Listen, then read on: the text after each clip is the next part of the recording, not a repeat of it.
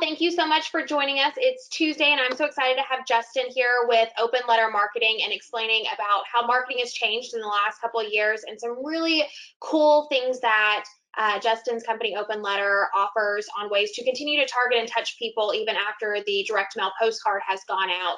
We do have a question box that I'm going to post in right now, so if you do have questions, please post them there. Sometimes when we open the mics up, there's a little bit of the echoing, but without further ado, I will let you take it away, Justin. Thank you so much. Thank you. Thanks for having me on. I appreciate it.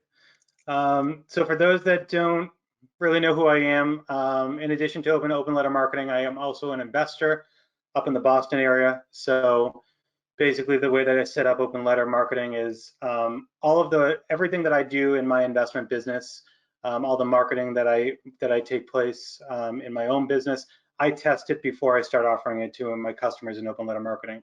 So it really gives me a good understanding of how it works, why it works, if it works, and then making sure that I can provide, the good results to my customers and explaining exactly how they should be implementing different things in their business. I absolutely love real estate. I can't get away from it. So I'm happy for you guys to ask me any questions related to marketing and real estate investing and what I'm doing, because most of what I focus on right now are high-end condo conversions in the city of Boston, anywhere from ground up new construction to really large renovations where sellouts are for each unit maybe $1 to $2.5 million. And also I do a heavy amount of wholesaling still in single families. Very cool. How did you end up getting into real estate? I got into real estate in like 2010, and my father was a general contractor since he's always been a general contractor, and I always loved what he was doing with construction, and I always thought there was an art to it, but I never wanted to become a contractor. So then I think maybe HGTV or something like that, when the flipping shows, I was like, this is awesome, because at the time I was an accountant. I said I could take the number side to me, but also integrate it with the construction side. And it's kind of best of both worlds. So I dove into real estate in end of 2010 with my father, as we were partners. He was working on the construction. I was finding the deals, marketing to them, getting them under contract, all that stuff. And he was basically teaching me the construction as we were going. So I got a really good understanding of the construction side. Very cool. That's interesting. Yeah. I have an accounting background too, and I'm not using that degree anymore at all. So. Very awesome. And then when did you start Open Letter, and how did that business adapt and create? Yeah, I started Open Letter Marketing in 2016. I think January 2016. I put in my resignation from my company the day that I think I launched Open Letter Marketing. So it was, I think, January 26, 2016. And the reason why I did that is because when I looked at the landscape of real estate investors, I'm very hesitant anyways to put my name on something unless I can fully 100% stand behind it. And when I got the idea for Open Letter Marketing, I looked at the landscape and I said, there's only so many marketing companies that are out there for real estate investors, and every single one of them is doing the same thing. They're using yellow letters or something very similar. They're not innovating at all, and it was frustrating. And when I started real estate investing, I started direct mail from the get-go, because I wanted to make sure that I was in charge of my own deal flow and never had to rely on anybody else. So I started with direct mail, and I started testing and tracking all the different things that were going on, and found that my strategies that I was developing were much more effective than your standard yellow letter stuff. And then when I was deciding to jump ship from my day job, I decided to launch Open Letter Marketing to give investors the opportunity to use something different, innovative, gets them to stand out from their competition, and ultimately get them better results. No, absolutely. I loved it. Within like a week or two, we had an email from you about coronavirus, adapting straight to what concerns that homeowners have about people coming into their house with coronavirus. Yeah. And that was the first and the only thing that I've seen since all this started happening. So I appreciated that, because it was a quick turn and very, That's awesome. ingenuitive. So I know that you guys do the postcards, but talk to me a little bit about what other services that you guys offer, because I do not do a good job of explaining it. So Sure. We're always testing additional things. So a lot of stuff that people don't see on our website, we're testing on the back end even before we push it out to make sure it works properly. But we do all sorts of direct mail. So we do postcards, small and large. We do letters.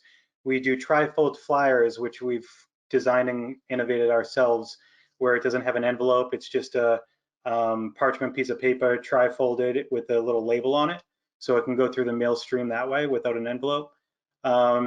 We also do IP marketing.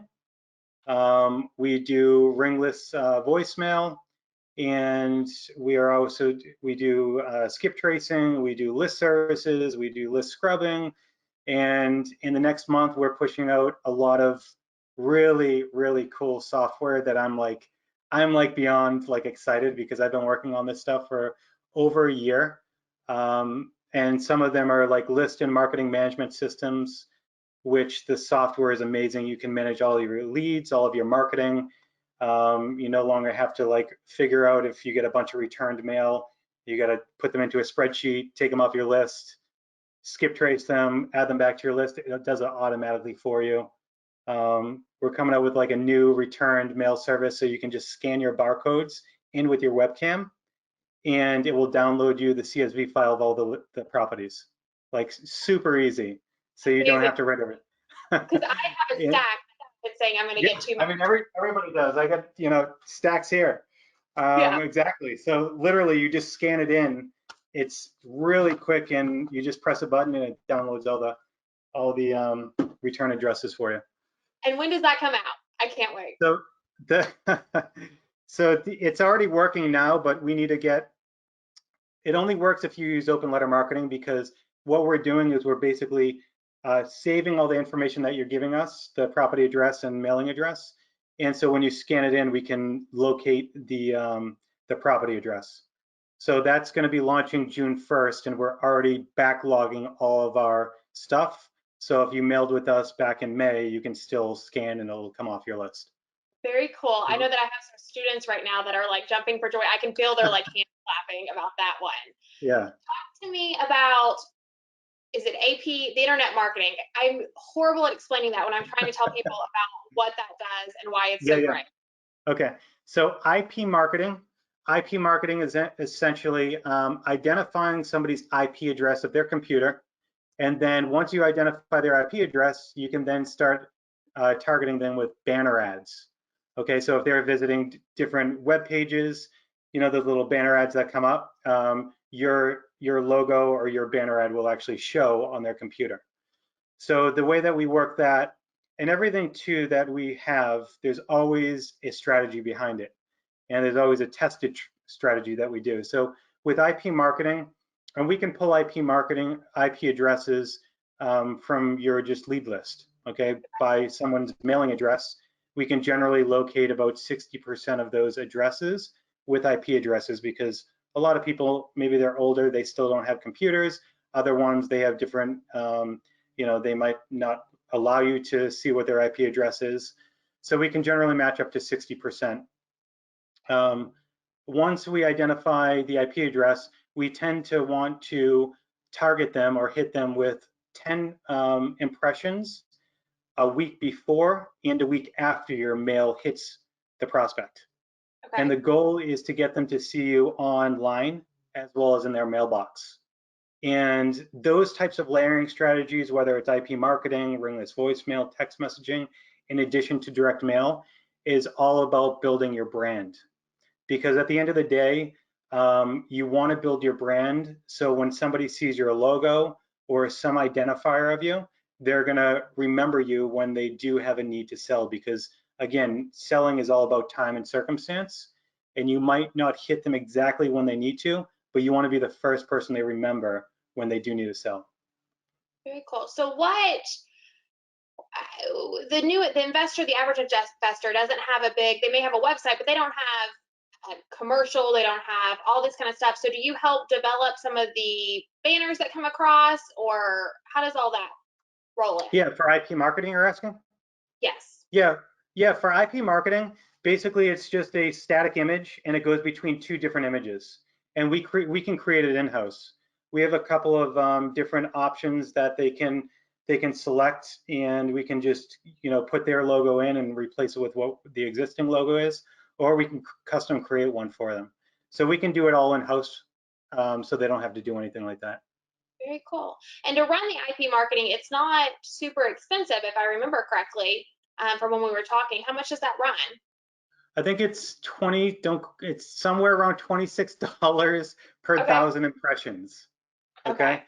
So So if that, so you got to do some math, but I mean, you can type in the amounts that you have and it'll calculate the price for you. But if you say you have 1,000, uh, you know, 1,000 leads, 60% of those we're going to identify their IP addresses. So now you're at 600.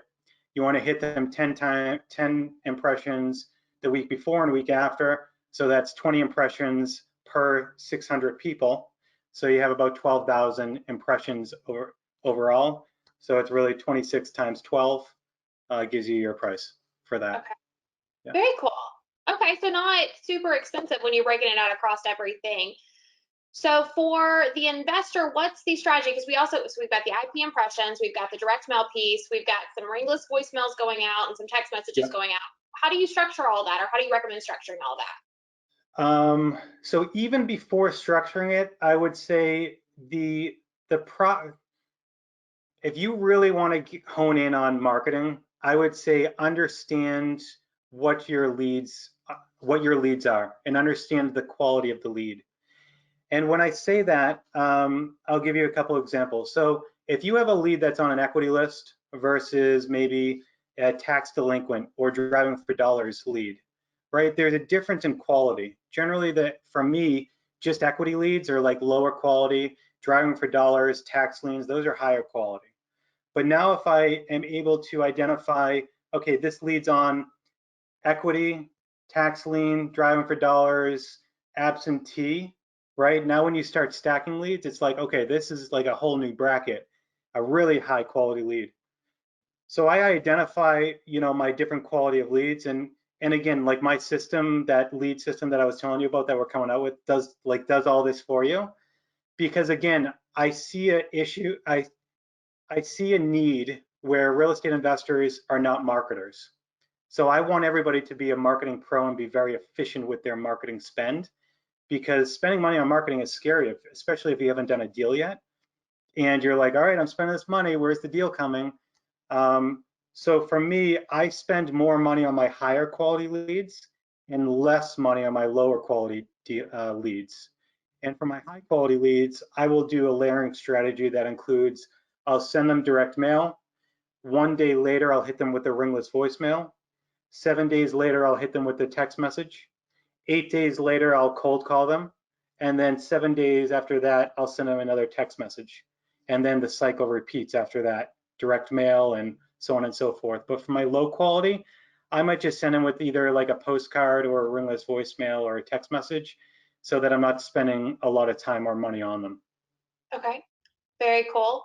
And how is your business set up? Because you've got a lot of different hats that you're wearing, developing open letter, your own investment portfolio, flipping houses. Like you've Yeah. got a lot of different hats that you're wearing. So how does your business structured?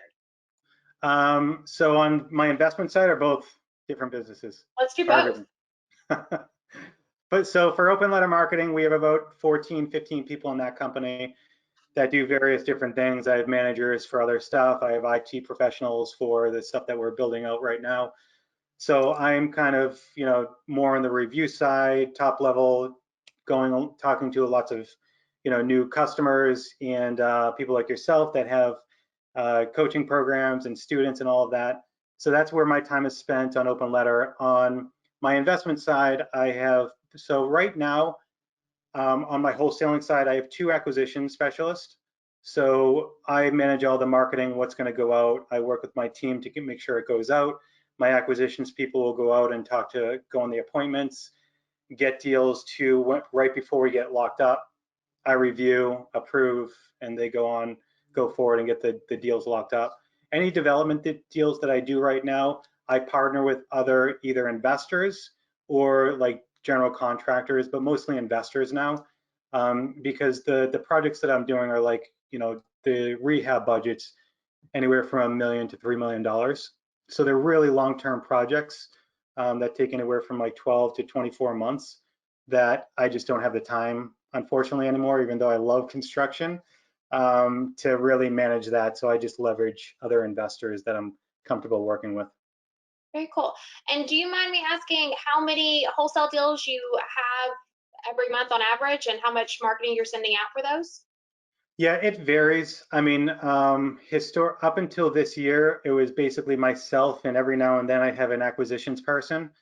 So last year, I think I did maybe 8 or 10 wholesale deals, and I had 2 development deals going on. The wholesale deals that I focus on in Boston, the price points are much higher. So like average wholesale deals are going to be much larger than I guess in other areas of the country. So they could range from anywhere from like 30 to 150,000 for a wholesale deal. So they're much larger spreads. So I don't do a large quantity. Okay. That's that's awesome. That's not how it is in our side of Florida. It might be that way in Miami, Yeah, but our buy-in's yeah, not that high. every market has something a little bit different. Yes, awesome. Very cool. So we've got is it going to be a true CRM coming out in June or how? Yes, we have, so OLM Investor Hub is going to be the lead and marketing management system. And the way to think about that is basically lead creation all the way to marketing execution. Okay. Okay. You can even execute direct mail. You can fulfill direct mail right in the system. You can scrub off sold home data, like sold homes, undeliverables. So you can do all that stuff. And then we have another system, OLM Deal Flow, that's a CRM. So that's when somebody calls into your company and now they're in your CRM. The two integrate and talk to each other. So once somebody comes on your CRM, like they call in and now you're talking to them over the phone, it will take them off your marketing in OLM Investor Hub so you don't continue to mail to them because now they're in your CRM and you're following up with them either manually or through follow-up sequences. And then the return mail service is launching in June. So all of that's coming out June 1. Returned mail June 1st. OLM Investor Hub, we're doing a very short launch next week. It's going to be, yeah, it's going to be a week or 100 users. And I honestly think we're going to get 100 users from how things are trending in like 2 days. So we're going to have that open for 100 users and then stop it and then open it up in June 24th because we're going to go through, we're going to see how everything's working. I want this to be a very, very successful program. And anytime you get a lot of users on, something weird, like different stuff will happen. So we want to make sure the servers are working properly before we really allow like a full launch at the end of June. And then the CRM system, that's already available right now. Okay. So we just launched that a couple weeks ago as version 2.0. Very cool. That's really awesome. So I didn't know all of that. So I'm sure that Paul did, but that's one thing about working with a larger team is some of the information doesn't always get relayed. So Yeah, and I haven't been mentioning it all that much either. It's because I'm trying to go like launch it and not do too much marketing on it, not tell too many people until we do our much larger launch. okay. So if there are people on the call right now that would like more information, is the best way to get that to reach out to Jake or go to Yeah, the website? they can reach out to me if they want to, and I'll put them on. Basically, what we have going is we're only notifying people that are on our email list, like when it's going to launch. They get like an email just sent out right before our call on like a sneak peek video. Did you see that? Okay, cool. So you I have a didn't watch sneak. it yet because I was trying to get on, but I got it. So things like that leading up to it, we're showing you like bits and pieces of it until like it launches. Very cool. Okay. Yeah. So things are always coming out and changing, which is really awesome. A company that's willing to grow and is ready to grow with investors as they do. Yeah, that's the biggest thing for me. I want to keep on innovating to give people the edge above their competition. So if I see that, my response rates are stagnant or going down, I'm like, all right, what do I need to do to get better response rates? Is it different direct mail pieces? Is it layering strategies? What do I need to do? And then figure that out, and then now start offering it to my customers and giving them the strategy that I'm using. Very cool. Awesome. So there is a little bit of time. Does anybody have any questions? I know that Jesse was talking about the What's Up app a minute ago, and then he was making fun of me for being behind the times on I'm really bad with technology. So I feel like I am as well. I don't, so if he asked me about that, I'm not sure. he was just saying that it was a good way to communicate, and it reaches a lot of people. So from what I read, does anybody else? I know that we've got a couple of students that have sent some letters out through Open Letter on here, including the Donovans and Carol and everybody. So does anybody have any questions for Justin? I believe you can unmute yourself or put them in the chat box. This is Carol. I don't have a question yet. Ours drop tomorrow, I believe, or Thursday, so we'll know after that. Yay! Awesome. That sounds great. Very cool. Todd, do you have any questions? I know that you're a Boston guy, so I know that you've got to have something to say because Justin's up in Boston. I know he's on. That's his partner, Marilyn. Okay. They just relocated last year, so I can see his name. I just can't. Yeah. I don't know what he's doing. Are they in Very Boston cool. area Does now? anybody have? Nope, they're down here No, now. we're in Okay. we're down in Bradenton, Florida. Todd's been down here about 10 years. I just moved down last year out of Lowell, Oh yeah. very I near love you. Andover. Andover, yeah. Yeah. So we've done 2 mailings so far. And I will say easy to work with. Sent in the files and Awesome. they just it was a very smooth process. So they dropped last Thursday and Friday. So we've gotten a couple of calls already. That's awesome. Happy to hear that. Thank you. Yeah. Hey, Justin, this is John Bozer. I just got on a little bit late, and I heard you say that, if you see a mail piece that's not working, that you would maybe use a layering strategy. Can you define what that means as far as what's a layering strategy? Yeah, sure. So a layering strategy, what I mean is taking 2 different marketing activities and overlaying them on top of each other. So for instance, sending a direct mail piece in a day or 2 days after the direct mail piece hits, maybe sending a follow-up ringless voicemail message saying, hey, I just sent you a letter in the mail the other day. Just want to make sure you got it about your property. If you can, give me a call back when you get a chance. Right? Putting those 2 together creates authenticity and makes it seem like you're actually, physically calling, purposefully calling them to check on the letter that you sent. So it brings a little bit more authenticity to your message. Okay, thank you. Welcome.